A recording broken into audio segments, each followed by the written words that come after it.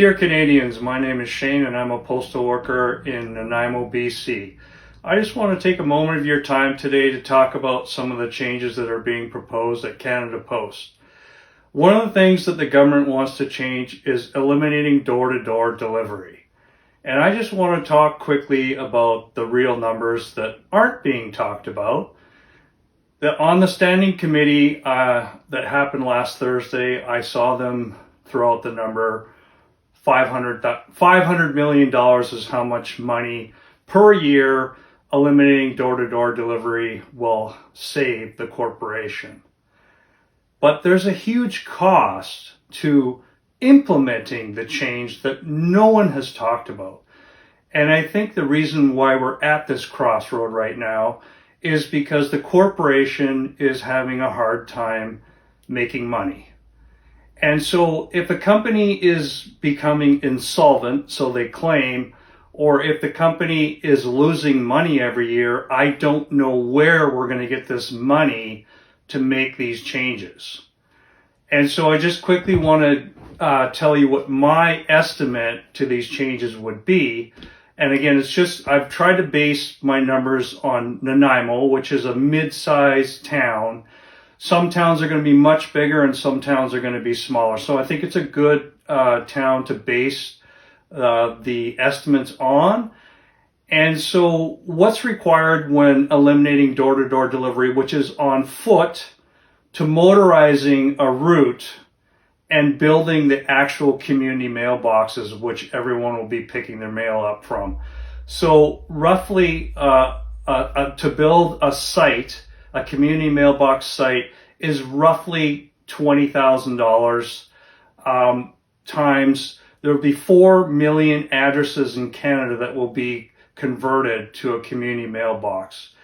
And so I just quickly figured it out for Nanaimo, and for about 13,000 points of call in Nanaimo, that would work out to about $6.5 million for just Nanaimo. And then you factor in the trucks. So right now we have 26 foot routes, and then there are mobile routes that also do foot delivery. So again, I just taking a rough estimate, we would need about 20 more trucks at about $100,000 a piece for a delivery vehicle. It could be more, it could be a little less. That's another $2 million.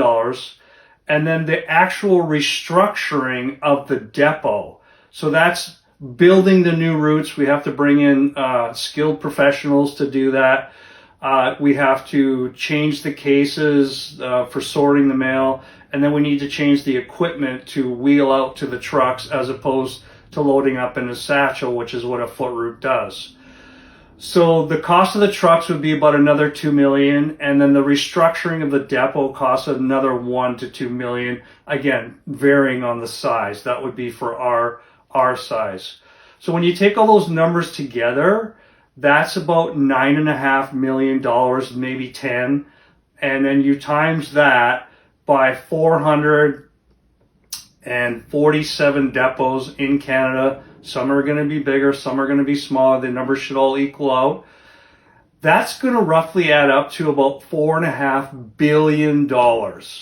Now, I get that the project couldn't possibly happen overnight or even in the first year.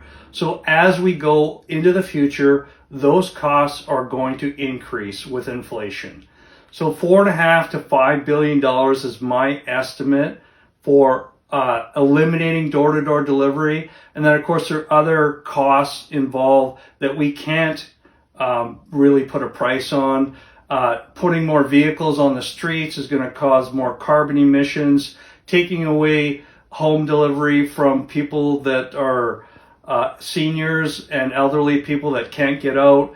There's all kinds of costs that we can't measure.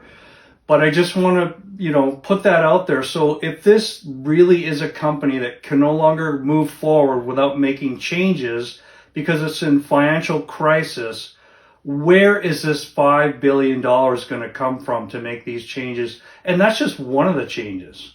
And there's many more other ones that are being proposed, which I'll talk about in different videos. But I just want to put that out there, that this is not the solution.